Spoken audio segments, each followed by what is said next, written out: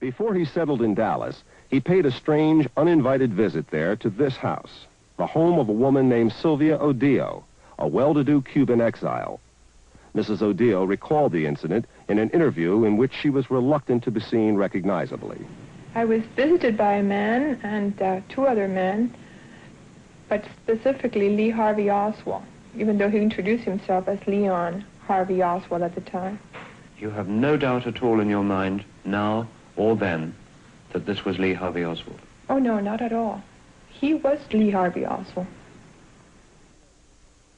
In Mrs. Odio's living room, Oswald and the two men, both Hispanic, told her they came from New Orleans and asked her to finance certain anti-Castro activities of theirs. She declined. Nevertheless, the next morning she received a phone call from one of the visitors. It was from Leopoldo, which was a tall guy. And he told me the first thing he said was, "What do you think of the American?" And I said, "Well, I didn't think very much. I didn't make an opinion." He says, "Well, you know, he's kind of loco." Loco means crazy in Spanish, and he's kind of nuts. And he's a Marine, an ex-Marine. He's an expert marksman, and he would be a tremendous asset to anyone, except that he said, you never know how to take him. You know, he can go either way. So I didn't know if he was trying to sell him to me or he was trying to get an opinion from me. See what I mean?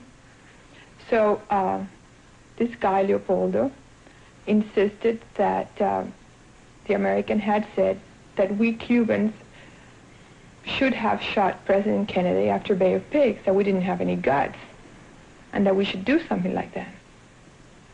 So immediately I realized that there was an assassination idea or plot.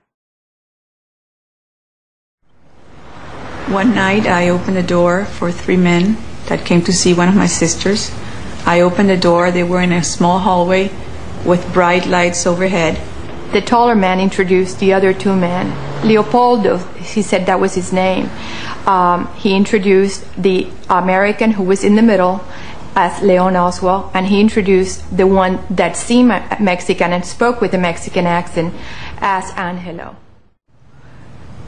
The American was introduced as Leon Oswald. That would always be in my mind very clearly.